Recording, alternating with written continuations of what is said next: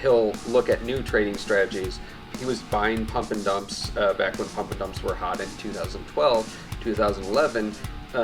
Yeah, he did well with that. Then he started moving over to trading a lot more NASDAQ stocks, put a lot of effort into studying the NASDAQ stocks, what kinds of moves were predictable.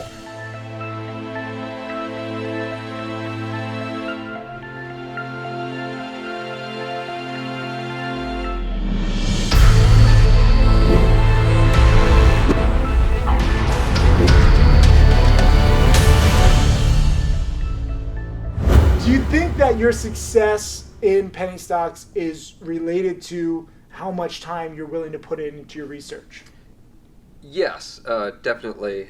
If you're not willing to put in the research, you're not going to be successful in the long run. What do you think about people where they just want money fast? They should go get a job, really, because they're just going to lose money trading. If they have some initial success, and you've talked about this a number of times, people that start trading and then immediately start making money, they are the ones that are going to have the hardest time because they learn the wrong lessons. They learn the wrong lessons, and then they think they know everything very quickly, and then they start losing money, and then they lose a lot of money usually. So you're a co-mentor in the Trading Challenge. Yeah. We're going to post a link just below this.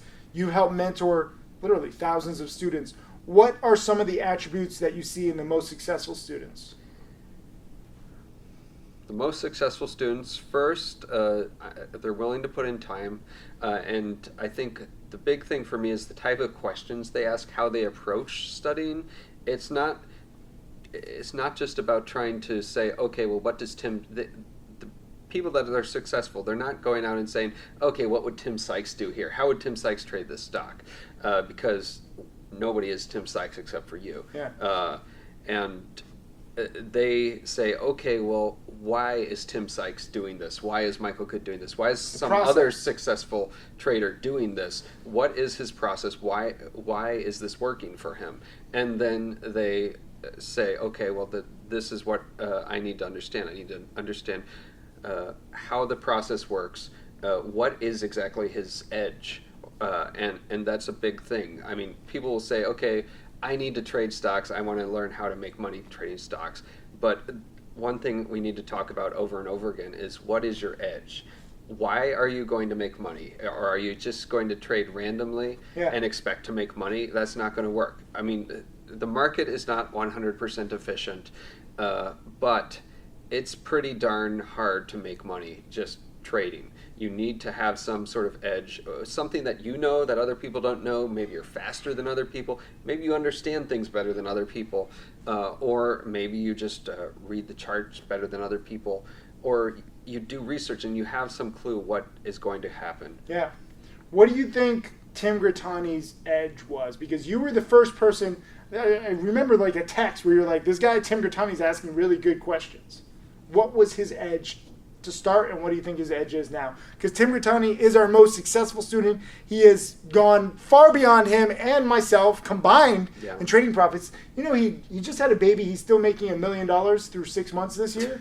Like, he's like, yeah, I've had to adjust. Like, I'm not doing my full thing. And I was like, you've made $1 million in 6 months. He's like, I know, I took some months off. Like, that's a bad thing. Like, wait till you see this interview with him. He's like, yeah, I haven't been sleeping as much. But he's made $1 million. What do you think his edge in the beginning versus now is?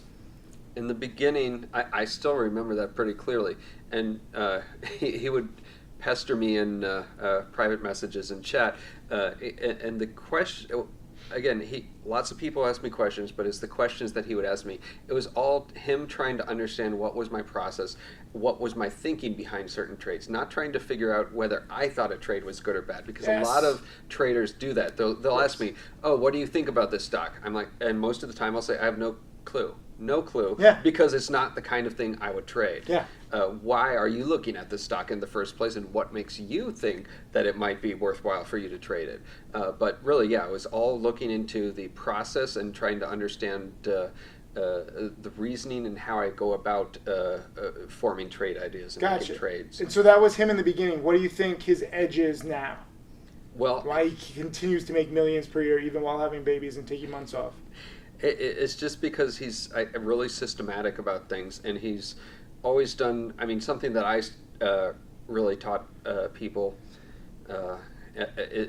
even back in when Tim Grittani was getting started, was that you need to follow your trades, track your trades, really understand what your edge is, why or what strategy you're using, how things are working or not working for you. Yeah. And he's really done that more than I've ever done for myself. Yeah. And he'll look at new trading strategies. So when he was buying pump and dumps back when pump and dumps were hot in 2012, 2011, yeah, he did well with that. Then he started moving over to trading a lot more NASDAQ stocks as the pump and dumps got sort of crushed by regulators. He put a lot of effort into studying the NASDAQ stocks, what kinds of moves were predictable, and understanding, well, okay, if a stock goes up 3 days in a row, is it likely to drop the next day? And that is how he was able to become successful doing that, and how he's still been successful, is that he is not just doing things by his gut. He's researching and understanding the actual likelihood of moves. And he's learning from the market based on the success that he sees and his own success. So this is what's interesting. We're going to post a link to Tim Grittani's full interview. We just talked to him for an hour the other day. Pretty amazing. He is learning from not just what strategies in the market are working, but he looks at, okay, did I capitalize fully on this strategy? It's kind of like, Moneyball. Yeah. Are you familiar with Moneyball, where they analyze baseball? Most baseball stats is just okay, here's how many home runs does the player have, how many hits. But if you hit a ball really hard and then the outfielder just makes an amazing catch, yes, you're technically out, but you still hit that very well. And Moneyball looks at those stats. So with Tim Grittani, it's not how much money he makes on a trade. It's did he take 3/4 of the move? Did he take 1/4 of the move? Did he, was there no move and he shouldn't have been in the play very often? That is the kind of way that you have to think about this. And most traders, sadly, don't think about this, especially newbie traders. They're just is this a good company? Should I buy it? Is this a good pick? They don't think about, what is the probability on first green day or the probability on, a seventh green day? I get questions all the time, what do you think about this stock, Tim? I was when have I ever bought a seventh green day stock?